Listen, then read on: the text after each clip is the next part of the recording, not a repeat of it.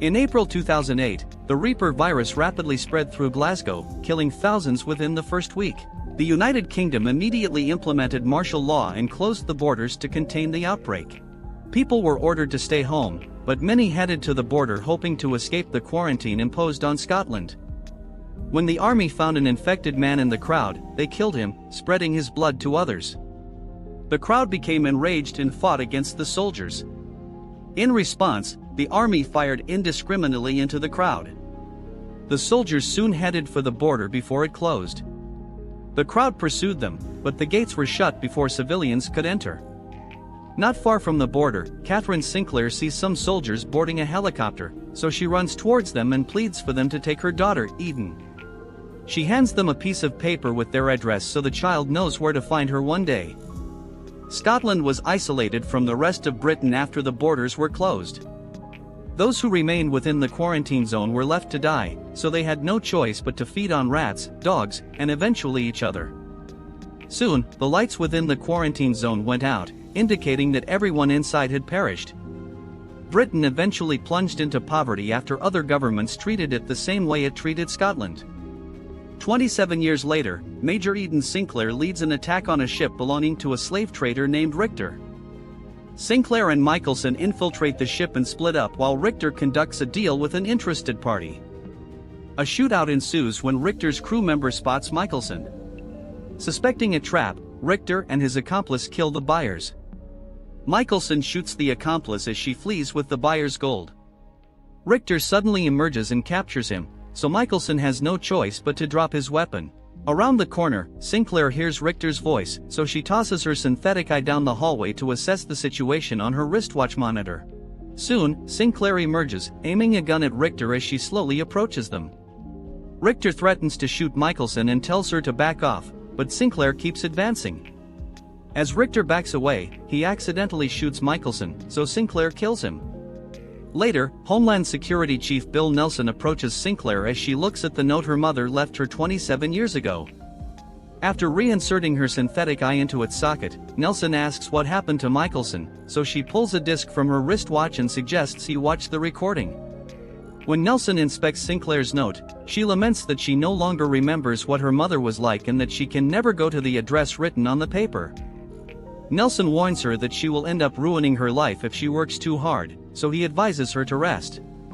The next day, the police conduct a routine drug operation in an abandoned building but are alarmed to find a room full of people covered in wounds and injuries. Later, Michael, a high-ranking government official, informs Prime Minister John that the Reaper virus is spreading in London. John soon calls a meeting to develop a plan to contain the disease. Jane Harris recommends putting London under quarantine. John agrees, but Nelson warns them that there will be chaos once people see the bodies of the infected piling up in the streets. After the meeting, Michael shows Nelson satellite photos from 3 years ago showing people on the streets of Glasgow. Michael concludes that these people must have survived because they found a cure for the Reaper virus. Michael asks Nelson to find someone to lead a team of agents tasked with retrieving the cure. Soon, Nelson brings Sinclair to meet Michael. Before Nelson leaves, Sinclair hands him her mother's note and asks him to take care of it. Michael instructs Sinclair to find Dr. Marcus Kane's laboratory, who was the lead researcher on the virus when Scotland was quarantined. Michael says that Sinclair and her team will have only 46 hours to retrieve the cure and get out as London will be destroyed. If she and the others stay, they will be left to die.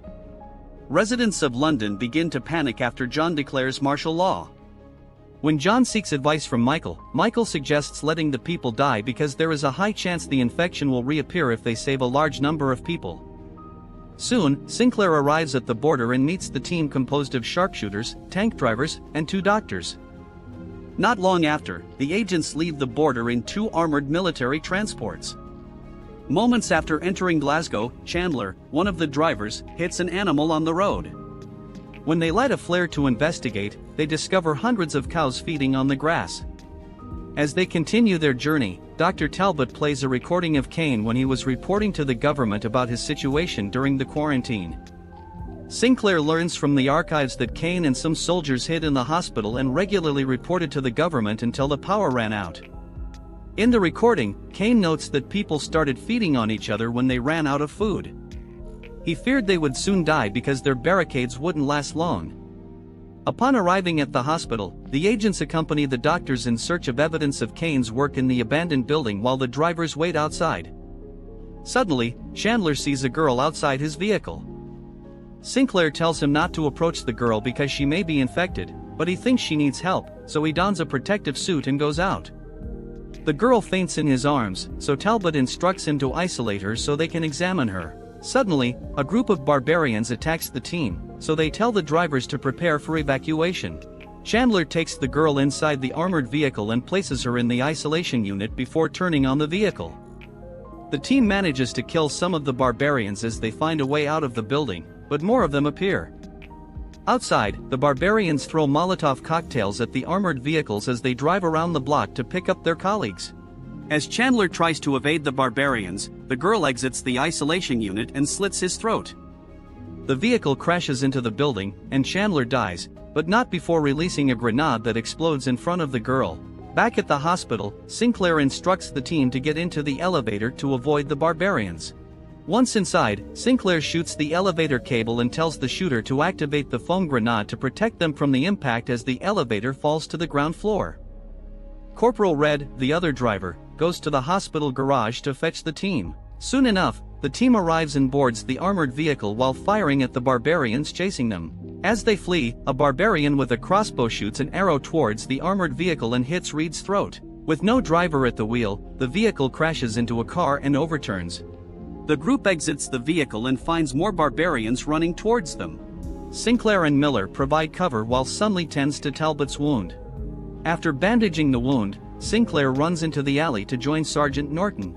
Miller's gun jams, so he tries to confront the barbarians in hand-to-hand combat, but they quickly overpower him.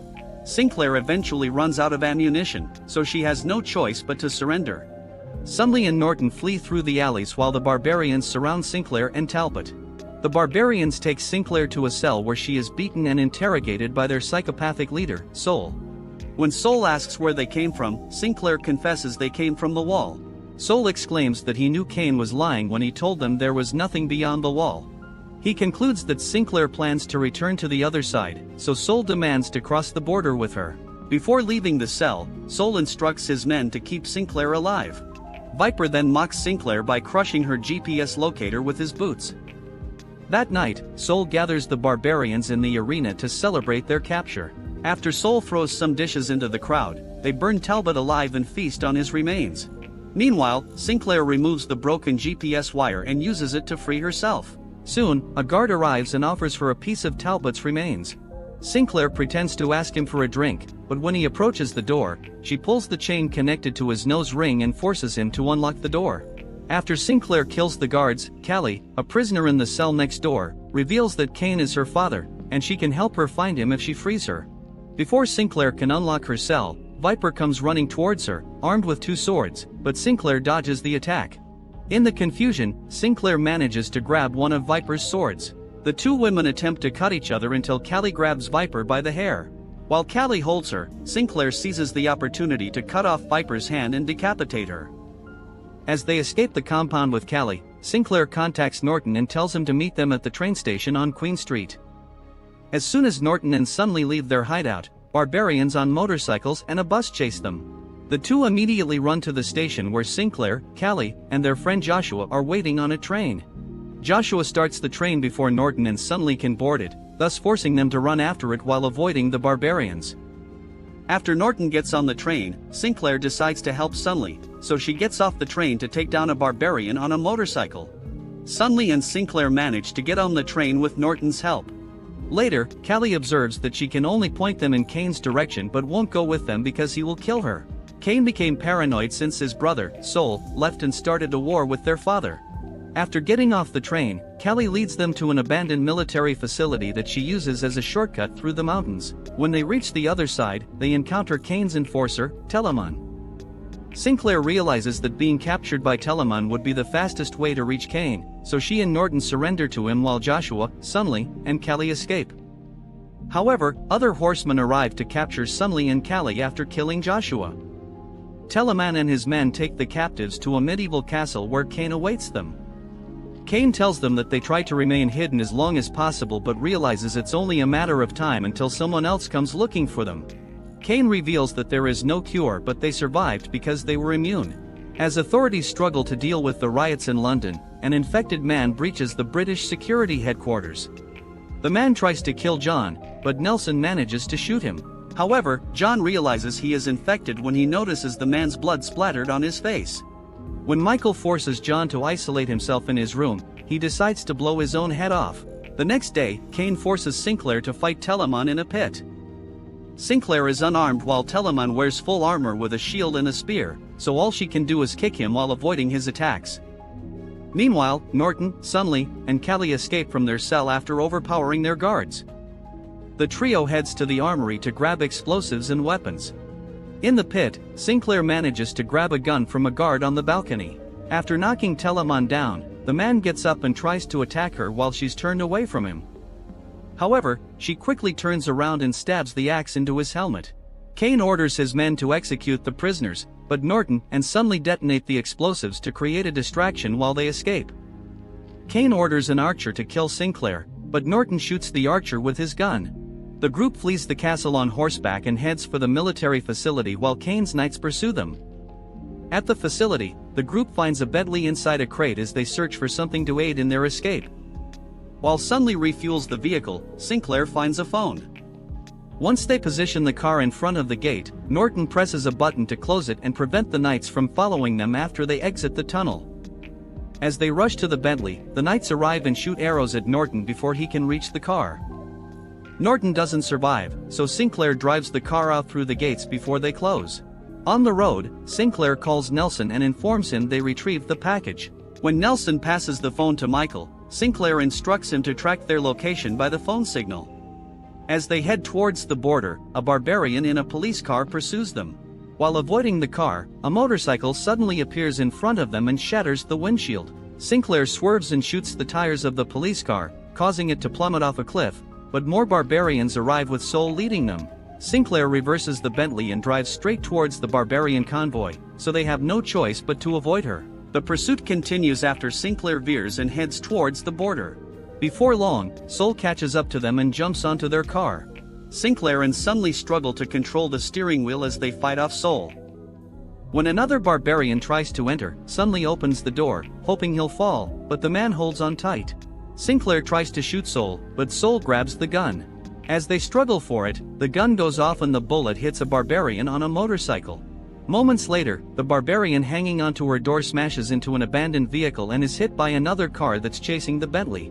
Sinclair eventually pushes Soul out of the window, but he manages to cling to the rear of the car. Soul then climbs onto the top of the vehicle and attempts to strangle Sinclair as she drives. As they continue towards the border, barbarians on a bus block the path and shoot circular saws at them. Sinclair doesn't falter and keeps driving at high speed, so the barbarians quickly jump off the bus. Soul is decapitated when the Bentley crashes into the bus, but the occupants emerge unscathed. As they near the border, a helicopter lands on the road. Michael immediately disembarks from the aircraft and asks Sinclair for the cure, so she instructs Sunley to get Callie out of the Bentley. Sunley is reluctant, so Sinclair apologizes to Michael for Sunley's behavior and tells Michael that she understands the need for sacrifice. Michael notes that the government will be in a better position the more they allow the virus to spread. He remarks that they will only act when the virus kills all the infected. Sinclair deduces that this will make Michael a hero when he comes up with the cure. Sunley notes that they can use Callie's blood to make a vaccine, but he doesn't want to hand her over to Michael. However, Sinclair goads them into going with Michael to London because she has no sway over him. After they depart, Sinclair returns to Glasgow. Nelson meets her at the address written on her mother's note. He hands the note back to her, but Sinclair points out that she doesn't need it anymore because she now has a picture of her mother. She then hands Nelson a recording and tells him that it has all the evidence he needs to bring Michael down. Shortly after Nelson returns to London, the press gains access to the recording where Michael spoke to Sinclair about his plans to wait until the virus kills all infected people. Sinclair soon returns to barbarian territory to deliver Soul's head to them. The barbarians fall silent after she tosses the head to the ground, but soon erupt into a massive celebration, knowing they have found a new leader.